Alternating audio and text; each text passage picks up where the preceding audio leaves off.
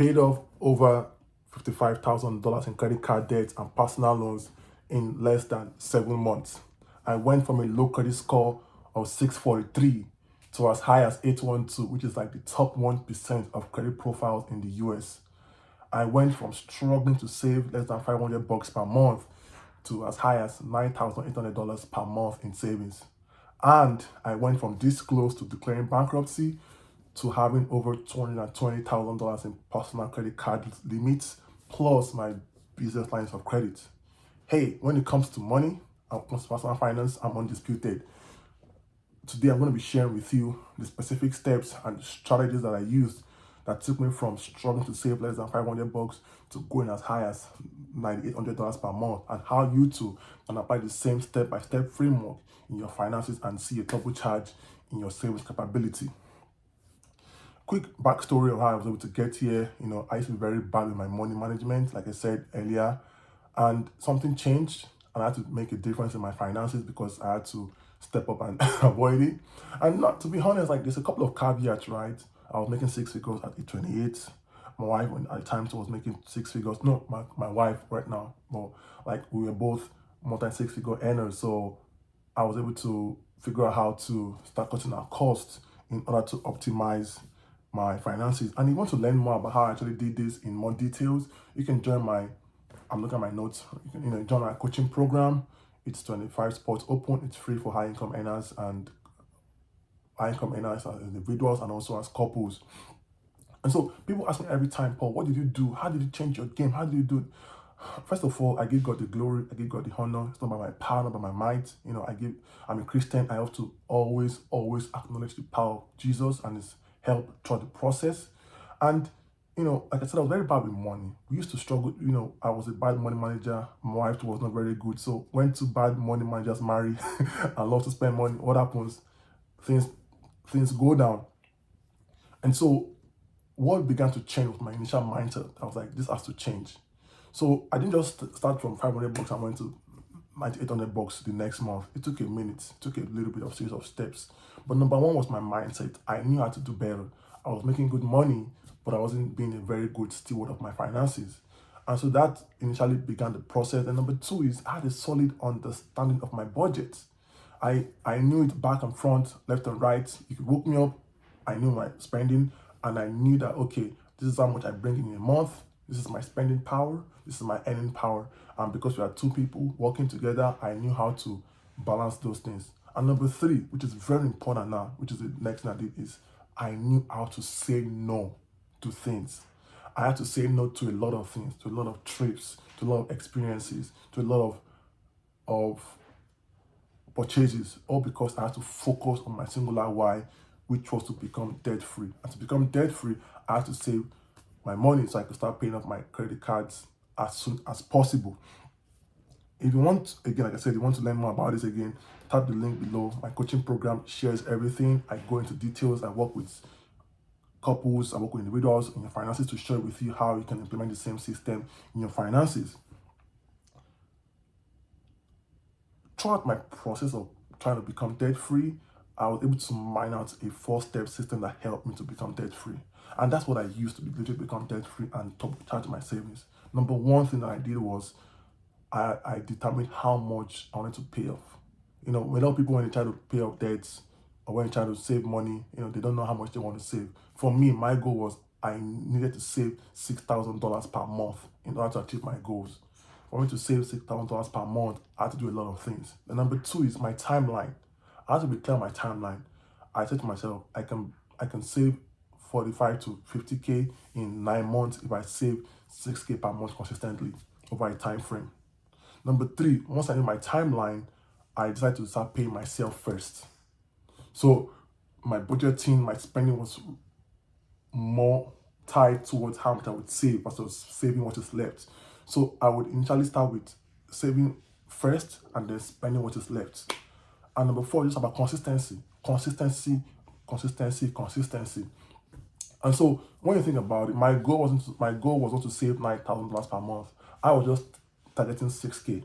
And to get to 6K, like I said, two people married making six figures, we made some hard choices.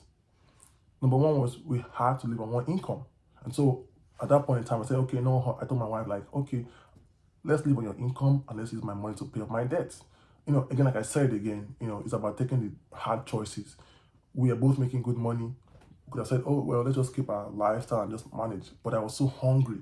I was so desperate to change my life. So I told her I worked together. So for her, we were like, okay, let us live on one income and then use my own income surplus to pay off my debts. That's how I was able to get to that $6,000 or so per month. Oh, and also case in point, because we were trying to cut a lot of costs, we were also able to save some money from our own income to add to the process. So that's how we were able to come up with about $6,000 per month in surplus. Now you probably want to wonder, Paul, how do you get to $9,000? The answer is simple: momentum. You start, as I tell people every time, when you start something and you continue for a little while, you build more muscles. You begin to identify more patterns. You begin to see areas you can cut costs, and you begin to see what maybe you can cut memberships. Maybe you can ask for raises. Maybe you can ask for bonuses, whatever it is. You start seeing because you're hungry. That's why I tell people every time: the first month, second month, third month, fourth month, you may not see any progress, but just keep putting in the reps, keep doing it day in, day out, week in, week out, month in, month out. I'm telling you, before you know it, boom, it will skyrocket. It's like weights. You start probably lifting like 20 pounds. It's very hard to lift 20 pounds, right? But if you continue a little bit after 1 week, 20 pounds becomes normal for you. Then you increase your weightlifting to 25 pounds. And before you know, maybe by month 4, you're already benching 60 pounds. That's how it works. And that's how I really went from less than $500 to $9,000. It was consistency, and momentum. So people now want to know, like, people always ask me every time, oh, well, you're lucky. That's the truth. Yes, I know I made good money, but now I'm making good money because remember, I was making good money and I was very bad with my money. So yes, there's a place for you to make good money, no doubt about it. No doubt about the fact that a high income puts you in a better position. But if you are bad with your money, a high income will only multiply your problems. That's why you see a lot of athletes or entertainers or people that win the lottery go bust after 10 years or 15 years because they were very bad with money. So a lot of people tell me, oh, I have an income problem. No, you don't have an income problem. You have a management problem. And I tell you, if you decide to become greater and better with your money management, you will see your income increase and you just see that you become better. Granted, my wife got a raise. That's why, again, I like to acknowledge Christ. That's why I tell you it's Jesus, because God's grace prevented some emergency from happening to take up my savings goal. My wife got a raise. I had a higher paying job. A lot of things worked in my favor because, of course, I'm a Christian. But again, as a Christian doesn't mean I should be a bad steward of my money, right? So that's really how I went. So you can apply the same process and the same structure into your savings, into your finances. The issue is a lot of people decide to save after spending. No, you're not going to be able to make money like that. If you want to change your money game, you have to start thinking about your financial goals and think, let me save first before spending. And that's what really happened. That's what changed our game. We're like, oh, wait, instead of buying all these things, instead of saving what is left of 400, $600 every month, let's flip the switch. How much do I want to save per month? And so I came up with a very high and lofty goal, 6K per month. At that point in time, it was very hard. It was very hard to get that money. In fact, I barely could push it, but like, we can do it. And so that's why I told you we had to cut costs, and we moved from a 2-income couple to a 1-income couple. Very hard to do, especially when you see the money coming in, right? That's what we did. And that literally took the game for us from struggling to success. And like I said, the momentum started building. It started building. So if you are struggling right now to save $1,000 or $500, number one, set a goal. How much do you want to save? How much is your desired amount to save? Be honest with yourself. Number two, put a timeline, because your brain, once you have a timeline, it begins to start thinking, how can I achieve this goal in that same timeline? I'm telling you, if you just say, oh, I want to save $400 per month, with no timeline, your brain will probably think you're not serious. But once you put a timeline to it, there is something about our brain that begins to wire and start like looking for ways to come up with the money or with the goal because of the time block. Number three, determine your monthly payment or whatever. Like, I use it. So let's say you want to say 5K in 10 months. Divide 5K by 10 months. For easy maths, that's $500 per month. So now you know how much you should save per month. Number 4, pay yourself first. Don't try to save $500 after you pay your bills. Instead, flip the switch. Get clear on $500 first and say, okay, every month I must pay myself $500. And so what that means is I can only spend whatever is left after saving $500 per month. And don't worry about, oh, my bills are due on the 1st, on the 2nd. It doesn't matter. Your bills can be due every, like for the first 5 days of the month, but you can still choose not to spend that money. So for example, like for me, I didn't even save my money onto my second paycheck because our first paycheck was to pay the house bills. But in my head, I knew that I didn't work on my budget. So regardless, I already cut my expenses. So even if I paid my bills at the first 5-10 days of the month, I still had enough surplus to meet my 6K target that helped me to reach that goal that I was planning for. So think about it. Again, I share all of this in my coaching program, in which I delve deeper into this and work with you. I show you the same framework on how you can apply it. But if there's anything I want you to take out of this video, it is that it is possible. It is possible to change your money game. It is possible to top charge your savings. I am an example. My wife and the other people that I've helped in their money management game, they always see results whenever they implement the same strategies. Looking back, I would say there's some insights you should think about when looking at this. Is number 1, if you are ready to change your money game, be ready to say no to a lot of things. We didn't go on vacations anymore. I didn't buy anything. I was just the only thing I was paying was basic food, shelter, and that, and my utilities like AC or what, that's it. We did nothing. Probably did one date night a month, and that was it.